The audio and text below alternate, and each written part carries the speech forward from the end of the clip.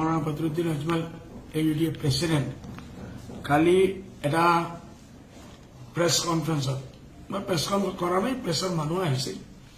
সিসকলে হঠাৎ অখিল গগৈ বৰ কথা সুধিছে। মই কোনো কটাক্ষ কৰি কোৱা নাই, বেইজ্জত কৰাৰ কাৰণে কোৱা নাই। মহিলাৰ কিমান মই ইজ্জত কৰোঁ, নাৰীৰ সন্মান কৰোঁ। আমাৰ হাজাৰ হাজাৰ ছাত্ৰীসকল আমাৰ লগত পঢ়ে, আমাৰ স্কুলত কলেজত আমি কি সন্মান দিওঁ এইটো গোটেই ভাৰতৰ জানে, গোটেই পৃথিৱী জানে। আর মহিলার আমার সম্মান আছে। মহিলা মোর নিজের মা মহিলা, মোর বহিন, মোর বউ, মোর আত্মীয়জন হাজার হাজার লাখ লাখ মহিলা আছে।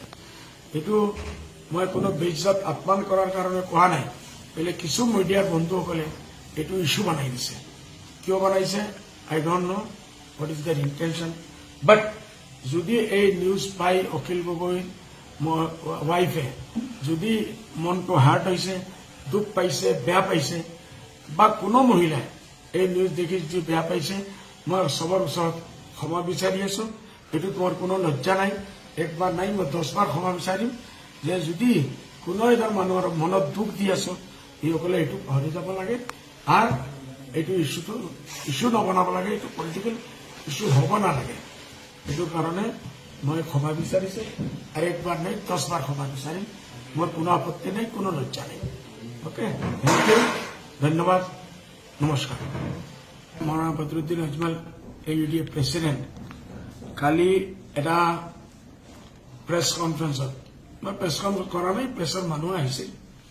সিসকলে হঠাৎ অখিল গগৈ বৰ কথা সুধিছে। মই কোনো কটাক্ষ কৰি কোৱা নাই, বেইজ্জত কৰাৰ কাৰণে কোৱা নাই। মহিলাৰ কিমান মই ইজ্জত কৰোঁ, নাৰীৰ সন্মান কৰোঁ।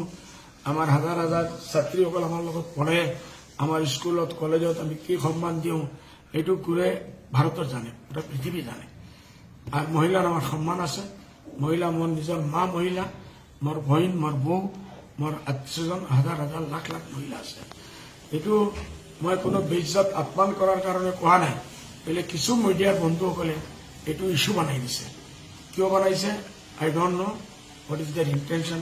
বাট যদি এই নিউজ পাই অখিল গগৈ ওয়াইফে যদি মনটো হার্ট হয়েছে, দুখ পাইছে, বেয়া পাইছে, বা কোনো মহিলাই এই নিউজ দেখি যদি বেয়া পাইছে, মই সবৰ ওচৰত ক্ষমা বিচাৰি আছো।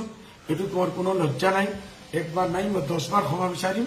যে যদি কোনো এজন মানুহৰ মনত দুখ দি আছো, এইসকলে এইটো পাহৰি যাব লাগে। আৰু এইটো ইস্যু নবনাব লাগে, এইটো পলিটিকেল ইস্যু হ'ব নালাগে। এইটো কাৰণে মই ক্ষমা বিচাৰিছো। আৰু একবাৰ নাই, 10 বাৰ ক্ষমা বিচাৰিম। মোৰ কোনো আপত্তি নাই, কোনো লজ্জা নাই। ওকে, থেংক ইউ, ধন্যবাদ, নমস্কার। মৌলানা বদরুদ্দিন আজমল AUDF প্রেসিডেন্ট কালি এটা প্ৰেছ কনফাৰেন্সত মই প্ৰেছ কনফাৰেন্স কৰা নাই, প্ৰেছৰ মানুহ আহিছিল। সিসকলে হঠাৎ অখিল গগৈ বৰ কথা সুধিছে। মই কোনো কটাক্ষ কৰি কোৱা নাই, বেইজ্জত কৰাৰ কাৰণে কোৱা নাই।